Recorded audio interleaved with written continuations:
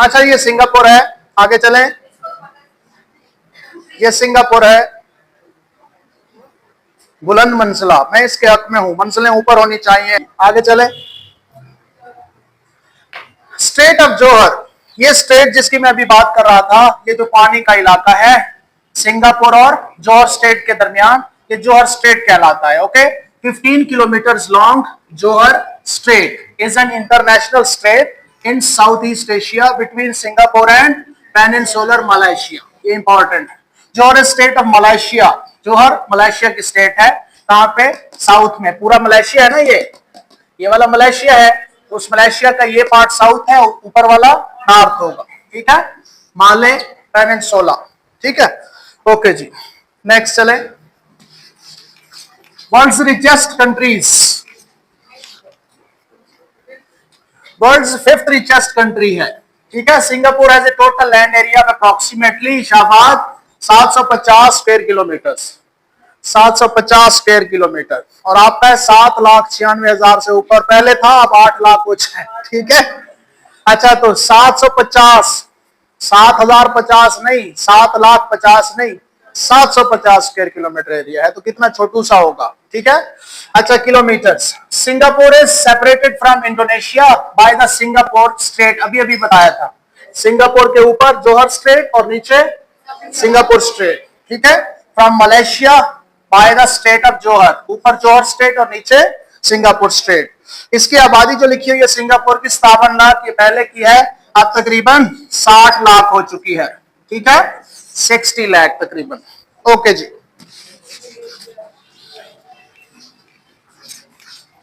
Population density जरा देखते हैं। पॉपुलेशन डेंसिटी क्या होती है? पॉपुलेशन कितनी है ओवर एरिया। पॉपुलेशन इतनी अगर हम ले लें, या 60 लाख ले लें डिवाइड बाय 710, या इतने ले लें डिवाइड बाय 10, तो तकरीबन 8,028 पीपल 1 किलोमीटर स्क्वायर में रह रहे हैं। 8,028 पीपल पर स्क्वायर ऑफ किलोमीटर, इतने इलाके में इतने लोग रह रहे हैं। ये बात ध्यान में रहेगी। सिंगापुर पॉपुलेशन डेंसिटी कितनी है? ये 1-2 साल पहले की बात है, 8,028 पीपल पर स्क्वायर किलोमीटर। अब ये ज्यादा होगी। ओके, क्योंकि एरिया तो वही है 710, लेकिन ये तादाद बढ़ गई है, ये तादाद भी बढ़ गई होगी। आई सपोज कि ये 9,000 पीपल पर स्क्वायर किलोमीटर है।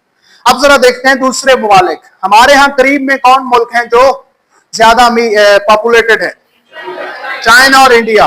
लेकिन आपको हैरत होगी उनकी पॉपुलेशन डेंसिटी देख के। आगे चलें।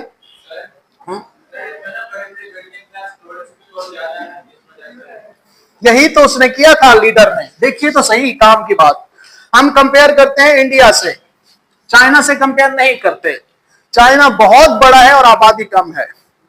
चाइना की पॉपुलेशन डेंसिटी, चाइना की पॉपुलेशन डेंसिटी जो है, पॉपुलेशन डेंसिटी वो 150 बंदे पर किलोमीटर स्क्वायर है। ठीक है, चाइना बहुत बड़ा है, बंदे कम है, उन्होंने तो पाबंदी लगा दी बच्चे पैदा करने में। ठीक है, अब आके उनके पास बंदों की कमी हो गई है, तो अब वो पूरी दुनिया से कह रहे हैं कि अपने नौजवान हमारी तरफ भेजे। ठीक है, तो आप नौजवान जा सकते हैं वहां पे, चाइनीज से शादी भी कर सकते हैं। अच्छा जी, तो इंडियन पॉपुलेशन डेंसिटी इस लिहाज से बहुत ज्यादा है, 446 पीपल पर किलोमीटर स्क्वायर। दरमियान की कुर्सी कुछ नहीं बिगाड़ सकी। अच्छा, 446 किलोमीटर, और इसकी देखें कितनी है? 8,028। अगर हम पिछले सालों की बात करें तो ये तकरीबन इंडिया से 18 गुना ज्यादा क्लोज रह रहे हैं, डेंसली पैक्ड। ठीक है, तो छोटा सा इलाका है और लोग ज्यादा हैं। और अब आबादी किसकी ज्यादा है? चाइना की, फिर इंडिया की, और सिंगापुर की बहुत कम। लेकिन पॉपुलेशन डेंसिटी किसकी ज्यादा है? सिंगापुर की, फिर चाइना की, फिर इंडिया की। तो ये जहन में रखिएगा, पॉपुलेशन डेंसिटी क्या चीज है। ओके जी, ये देखिए, अगर हम टॉप के कुछ कंट्रीज की बात करें, ठीक है, जिनकी पॉपुलेशन डेंसिटी सबसे ज्यादा है, तो ये ऊपर नीचे ये बात का तब्दील होते रहते हैं। अगर गूगल करें तो वो इसको ऊपर दिखाता है, इसको नीचे। बहरहाल मोनाको की जो है वो 24,621 बंदे पर स्क्वायर किलोमीटर। चाइना में कितने थे? 150 पीपल पर स्क्वायर, और मोनाको 24,621, ये लास्ट ईयर की है। अच्छा, मकाओ की 21,456, और इसके बाद फिर सिंगापुर आता है। ठीक है, इनका नंबर ऊपर नीचे हो सकता है, तो थर्ड पॉपुलेशन डेंसिटी है ओके, ये ध्यान में रखिएगा। इसके बाद फिर बाकी चीजें आती हैं। हांगकांग आता है, जिब्राल्टर और बाकी चीजें, बांग्लादेश भी है इन्हीं में से ही टॉप 10 में। ठीक है, नेक्स्ट चले। एशियन टाइगर्स, वो जहां पे पानी नहीं होता था, जहां पे लोग बिलक बिलक के मरते थे, वहां पे वो जो मुल्क है आज एशियन टाइगर बन चुका है। ठीक है, एशियन टाइगर्स, जब भी एशियन टाइगर्स की बात आए तो 4 ममालिक की होगी, जो 4 डेवलप्ड एशियन कंट्रीज है। कौन कौन से? Hong Kong, Singapore, south Korea and Taiwan. Taiwan बेशक कंट्री ना लें, लेकिन बहरहाल अपने टाइम वो एक अमीर जो है वो टेरिटरी है। अच्छा, these countries are also known as the 4 Asian dragons भी कहते हैं इनको, या 4 लिटिल ड्रैगन्स। कहां कहते हैं? साउथ कोरिया के अंदर इनको ड्रैगन्स में कहा जाता है, चाइनीज या कोरियन के अंदर। ठीक है, वैसे इंग्लिश में एशियन टाइगर्स, ठीक है, और कोरियन जबान में ड्रैगन्स कहते हैं, 4 एशियन ड्रैगन्स। अच्छा, the countries which are highly developed in Asia, बहुत ज्यादा डेवलप्ड हैं, दे आर डेंसली पॉपुलेटेड। मजे की बात यह है कि आप डेंस पॉपुलेशन का इससे कोई ताल्लुक नहीं है। अगर आप ये कहें कि पाकिस्तान में आबादी बढ़ रही है या करीब करीब हो रही है और इसका ताल्लुक गुर्बत से है, तो आंखें फाड़ के इनको देखें कि ये जितने चारों ममालिक हैं इनकी पॉपुलेशन डेंसिटी ज्यादा है, रकबा कम है। यानी कि रकबा कम है, पॉपुलेशन ज्यादा है, इसलिए पॉपुलेशन डेंसिटी की ज्यादा है। लेकिन इन्होंने तरीके से मुल्क चलाए हैं, तरीकों से मुल्क को बनाया है। हमारा इस वक्त जो कंसर्न है वो सिंगापुर से है, लिहाजा हम उसी को ही देखेंगे।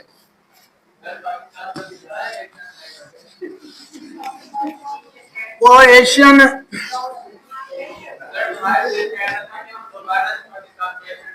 हाँ, आप उसका इंटरव्यू सुने, मैं पढ़ा लूं। अच्छा जी, द इंटरनेशनल मॉनेटरी फंड यानी कि IMF considers them to be among the world's 35 most advanced economies।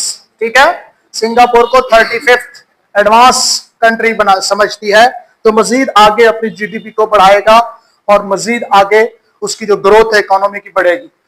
Asian tigers share several characteristics. Asian tigers की खसूसियात क्या है? एक तो फोकस ऑन एक्सपोर्ट्स। एक्सपोर्ट क्या होती है? अपने मुल्क में चीजें बनाएं और बाहर बेचें। हम क्या बना रहे हैं?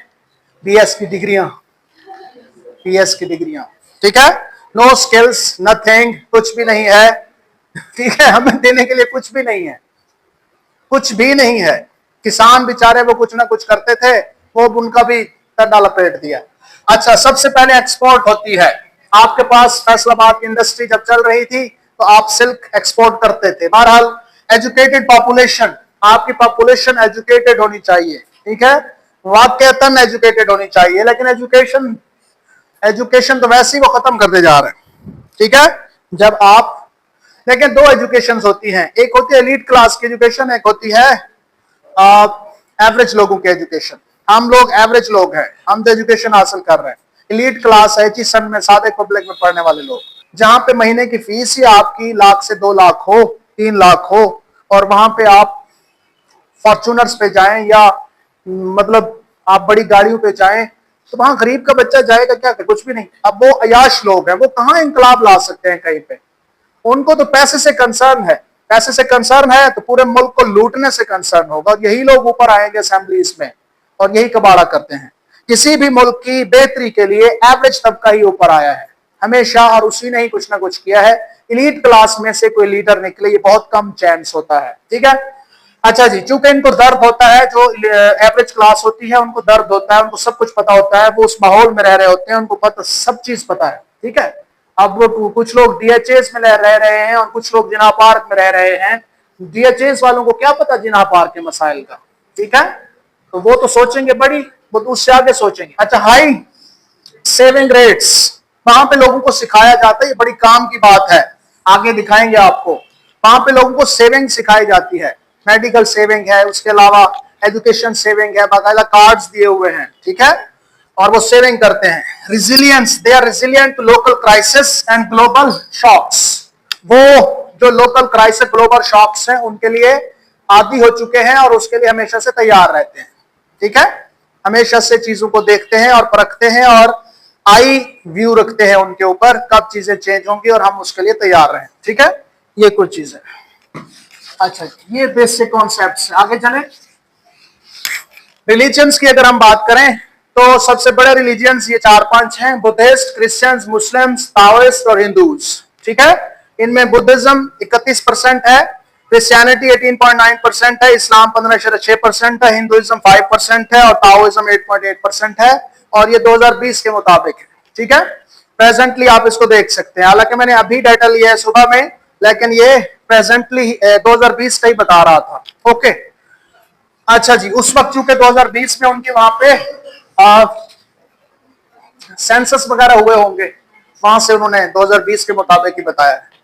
अच्छा जी, अब आगे एथनिसिटीज। ठीक है, नस्लें, सबसे ज्यादा चाइनीज वहां पे रहते हैं। ठीक है, मालेज 13.5%, इंडियंस 9%, अदर्स 3%, ये एथनिसिटीज हैं, और ये 2022 में जो सेंसस किया गया उसके मुताबिक ये है।